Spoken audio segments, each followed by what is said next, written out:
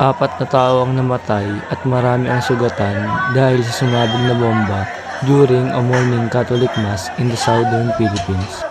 At ito naman ang saloobin ng isa sa nasabugan.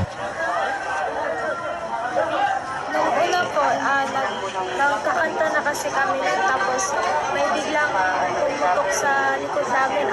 Akala ko nung una speaker lang po talaga yun.